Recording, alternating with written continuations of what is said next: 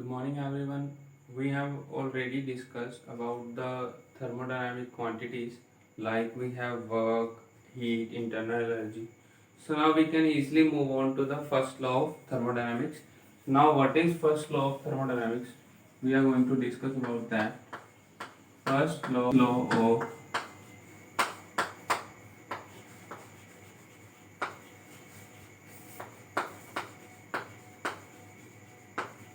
thermodynamics. Basically it is an energy conservation law. Basically it is an energy conservation law.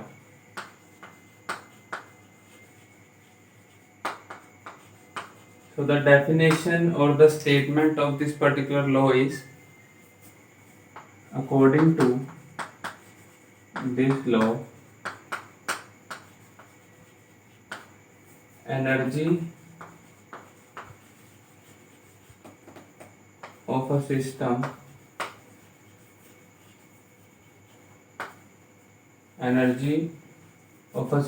or we can write it as energy can neither be created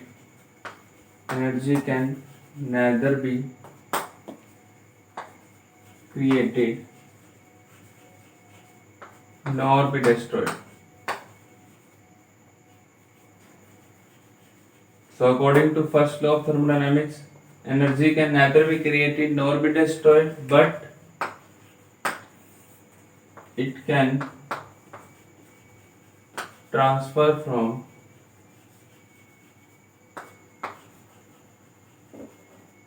one form to another.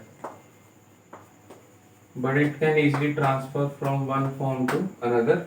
So, according to the first law of thermodynamics, energy can neither be created nor be destroyed, but it can transfer from one form of energy. It can transfer from one form to another form, like we have in case of a fan, the electrical energy gets converted into mechanical energy, and in case of a light, if we have a light, then the electrical energy gets converted into light as well as some amount of heat energy. So there can be a conversion of one form of energy to another form of energy, but there is no loss of energy, okay, and no energy is created. So if we conclude, then according to first law, the energy of the whole universe is always conserved. Okay, is always conserved. Okay, so this is the main statement, that the energy of the whole universe is always constant or conserved. Now universe is made up of system and surrounding, so the total sum of the energies of system and surrounding is always conserved. But there is a you can say there is a conversion of energy, there is a transfer of energy will takes place between system and surrounding, okay, except in case of adiabatic process. Okay, so now move on to the mathematical form of first law of thermodynamics. So the mathematical form of mathematical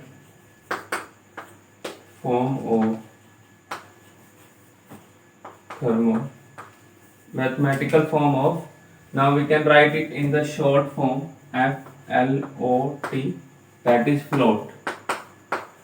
So the mathematical form of float is, so firstly I am taking a system, like again we have a cylinder over here, okay, in which a gas is enclosed, and we have a movable piston which is also cylindrical. Okay, so I am taking a gas, there is a gas over here.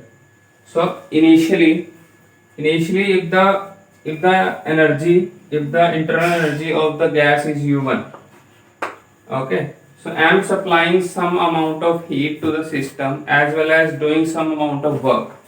So if I am supplying some amount of energy, some amount of heat, so we have to write plus sign. Similarly, if I am supplying some amount of energy, if I am doing some amount of work on the system, then we again have to add some amount of work. So we will get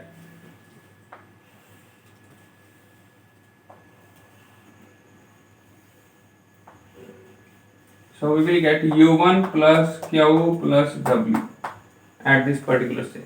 This is the amount of heat supplied or the heat absorbed by the system, and W is the amount of work done on the system. So its internal energy increases from U1 plus Q plus W, let it be equal to U2. Okay, so we have U2 is equal to U1 plus Q plus W, and from here we will get U2 minus U1. These are internal energy is a state function, so we can easily write it in the form of delta. So we will get delta U is equal to Q plus W. Okay, so this expression we have already discussed in when we have talked about the internal energy topic. So internal energy is the sum of heat supplied plus the work done on the system. Now we have to take the sign conventions also. We have already discussed the sign conventions, so I am writing it as delta U is equal to plus minus Q plus minus W. So if the heat is supplied to the system, then Q is taken to be as positive. If heat is given by the system, then it is taken to be as negative. Similarly, if work is done on the system, it is taken to be as positive, and if work is done by the system, then it is taken to be as negative. Okay, so this is all about the mathematical form of float. Now we will also discuss a special term known as enthalpy. So before move on to enthalpy, we have to apply this mathematical form to different processes. So firstly I am taking isothermal process.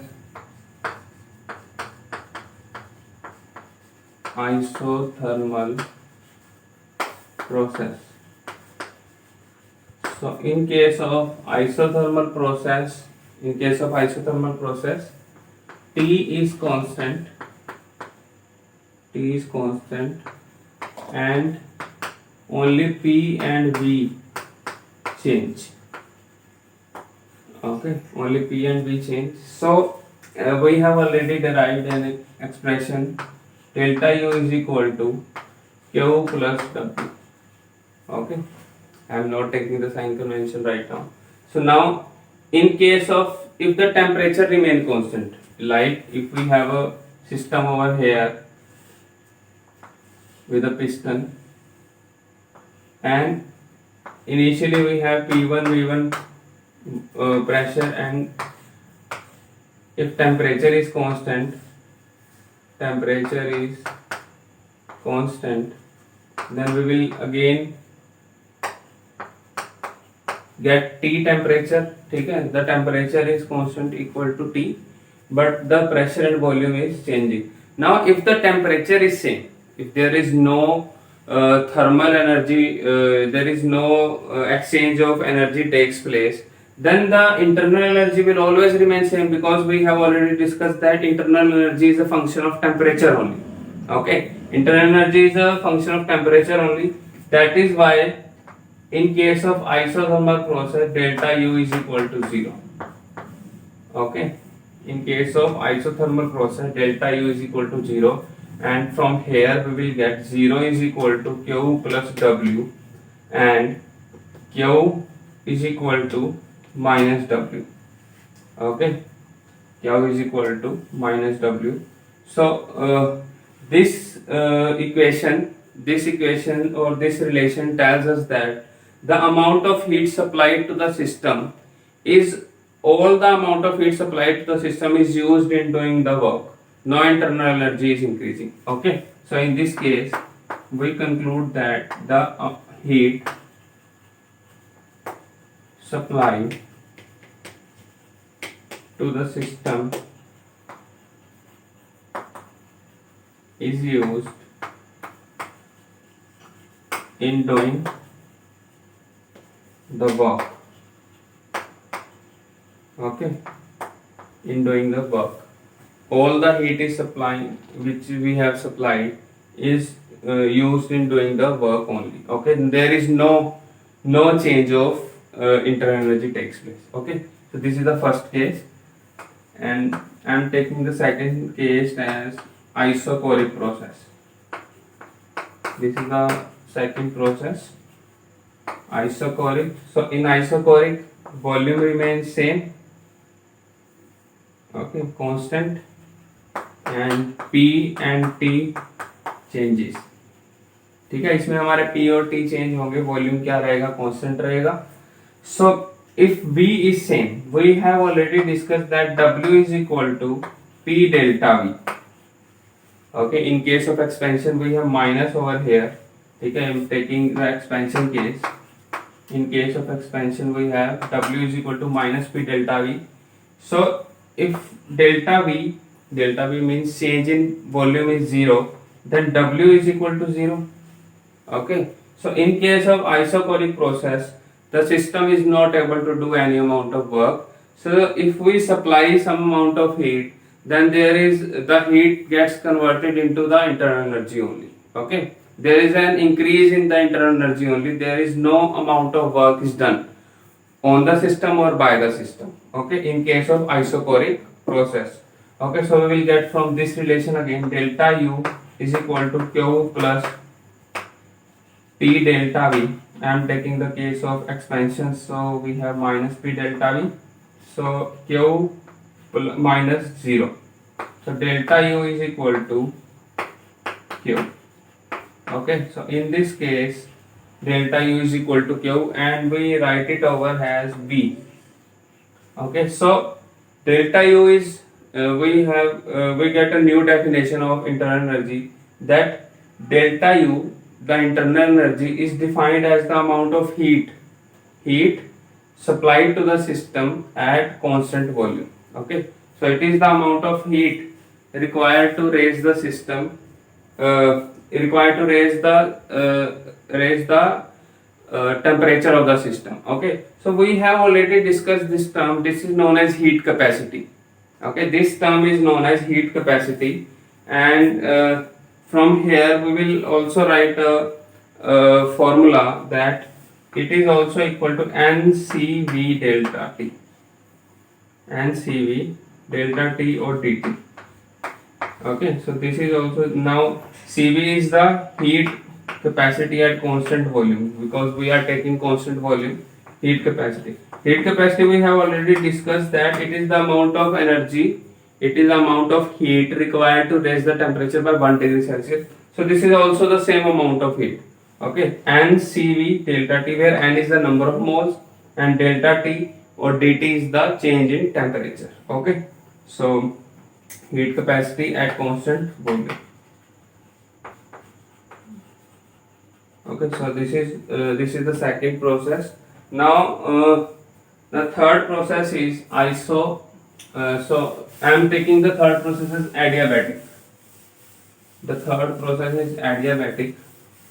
Okay, you have to remember this relation, that delta U is equal to QV is equal to NCV delta T or dt. Okay, the third process is adiabatic process.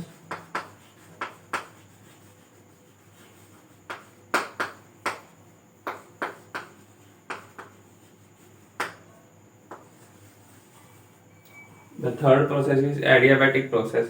So now in case of adiabatic process, there is no exchange of heat takes place, but the system can be able to do some amount of work, or work can be easily done on the system, but there is no supply or there is no transfer of heat takes place.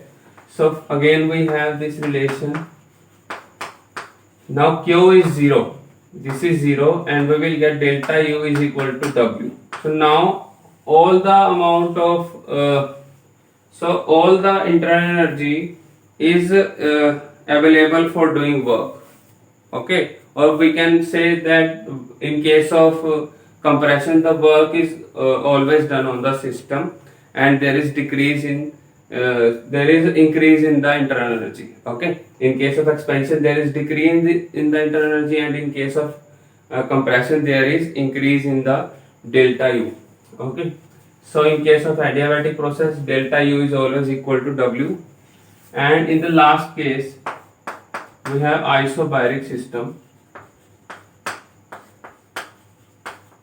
Isobaric process, we have P is equal to constant, and B and T are changing.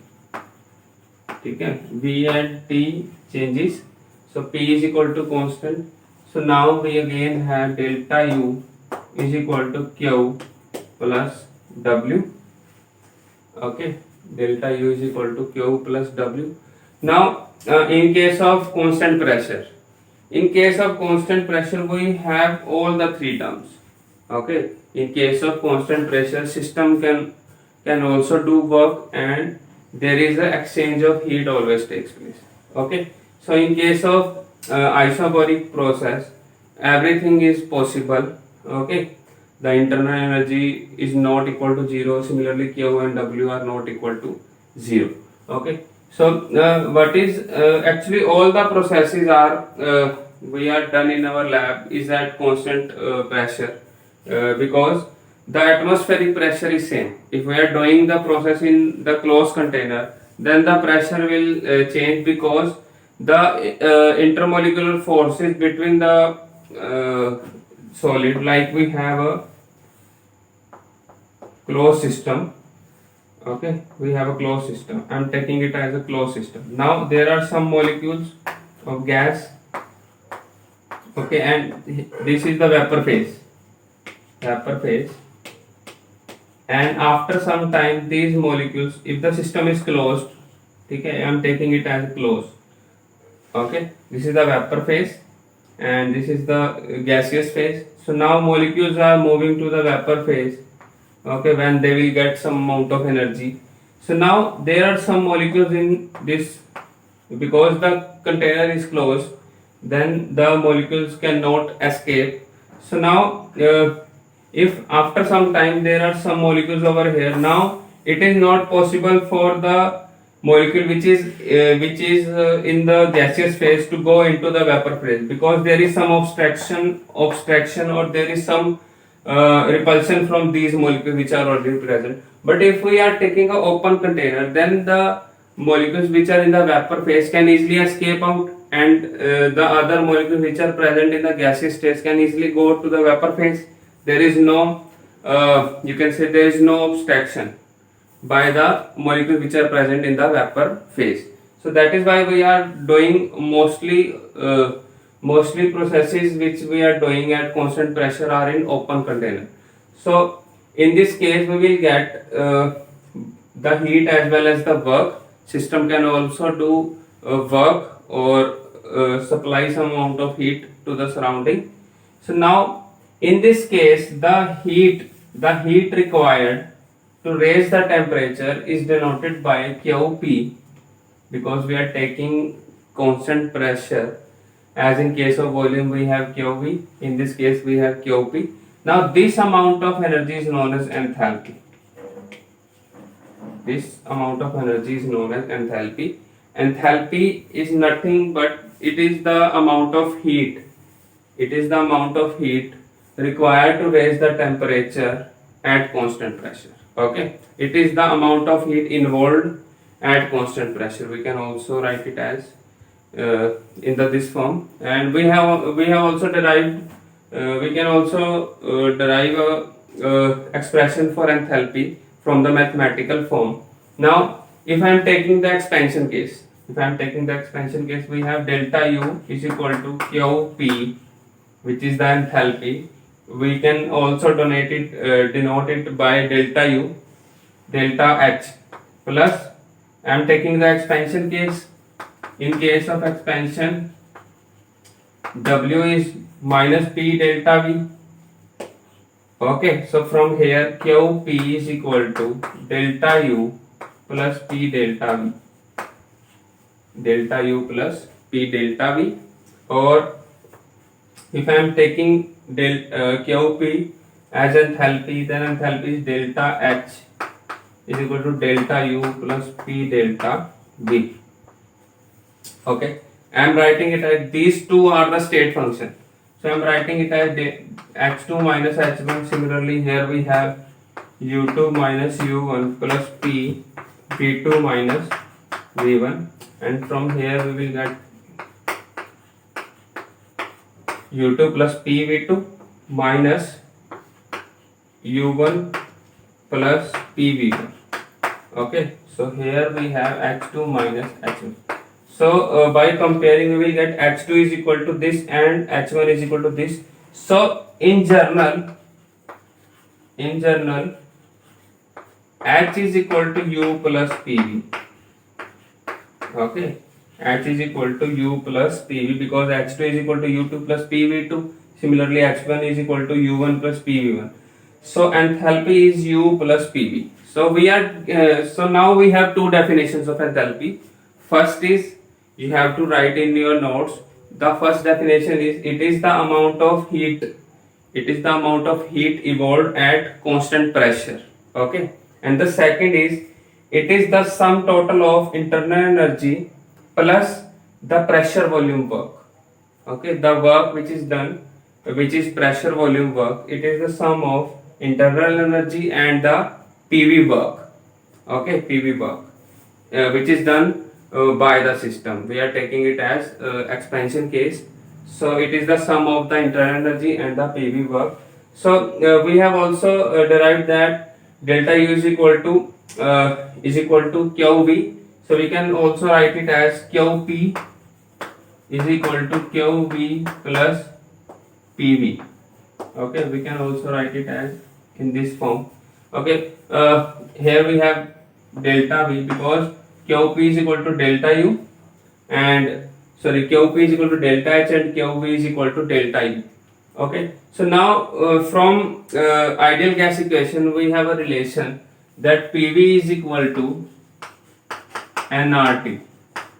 PV is equal to nRT. So I am taking the change. Okay, so we will get delta NGRT. Delta NGRT. Now what is delta Ng? So we have delta Ng is equal to the difference between the moles of product and reactant. Okay, delta Ng is nothing but, so now we have derived a relation that from the ideal gas equation we have PV is equal to nRT and P delta V is equal to delta NGRT. Delta Ng is equal to gaseous moles. We have to take only gaseous moles, no liquid or solid. So gaseous moles of product, gaseous moles of product minus gaseous moles of reactant. Okay, so for example, if we have a reaction N2 gas plus 3H2 gas gives 2NH3.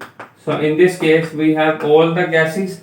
So 2 are the moles of product. So 2 delta Ng is equal to 2 minus the total moles of reactant is 1 plus 3. So 1 plus 3 we will get 2 minus 4, that is equal to minus 2. So delta Ng is equal to minus 2. Okay. So we can also write it as del QP is equal to QV plus delta Ng RT. Okay, so you have to remember this formula, or we can write it as QP is nothing but delta H and QV is equal to delta U plus delta Ng RT. Okay, so this is all about the relation between enthalpy and internal energy.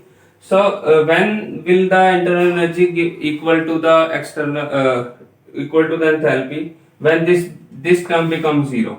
Okay. Now this term can be become zero if firstly if the volume is zero. If the volume is constant, the first case is if delta V is equal to 0, then W is equal to 0, and we will get delta H is equal to delta U easily.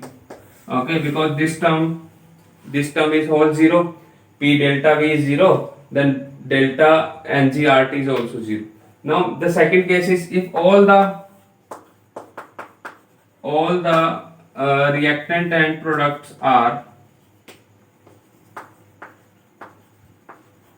in liquid and solid state. If the reactant and product are in liquid and solid state, then delta G is equal to 0, delta Ng, because we have to take only gaseous moles. And the third case is if the moles of reactant become equal to the moles of product. Okay, if N of product become equal to the N of reactant. Okay, in this case, if N of product become equal to the N of reactant, the moles of the gaseous moles of product become equal to the gaseous moles of reactant, then we will get delta Ng is equal to 0. Okay, so now one more formula we have derived, that delta H is equal to QP. QP is the amount of heat required to raise the temperature. Okay, it is the amount of heat. QP is the amount of heat, and we have already discussed the term heat capacity. So if we are taking the heat capacity at constant pressure, then it will be equal to NCP dt. As we have already derived in case of internal energy, we have already derived that delta U is equal to NCV dt. Okay, similarly in case of delta H, we have NCP dt, so we can also write this formula here. So we will get NCP dt, that is delta H is equal to N CV dt plus delta Ng RT. Okay, so from here N and dt will cancel out, and we will get Cp is equal to Cv plus R. Okay, this is a very important relation between heat capacity at constant pressure and heat capacity at constant volume, that Cp minus Cv is equal to R. Okay, we will also discuss that how Cp is greater than Cv. Okay, because in case of Cp, we have to supply the heat in order to raise the temperature by 1 degree Celsius. In case of Cv, there is no work done. Okay, so all the internal energy, all the heat which we are supplying is used in order to increase the temperature. Okay, so we will have to supply some less amount of heat because there is no work take place. But in case of Cv, some amount of work will always take place. So if we are supplying the heat, it is used up in increasing the internal energy as well as doing some work. So we have to supply a large amount of heat in order to increase the temperature by 1 degree Celsius, because some amount of work is also done. Okay, so this is all about the float, the first law of thermodynamics, and we have introduced a new term known as enthalpy. Enthalpy is nothing but the heat evolved at constant pressure, or it is the sum of the internal energy plus the PV work. Okay, and the PV work. So I hope you everything is clear now, and this much is quite enough for this particular lecture. Okay, so I hope you found this lecture helpful, and thank you so much.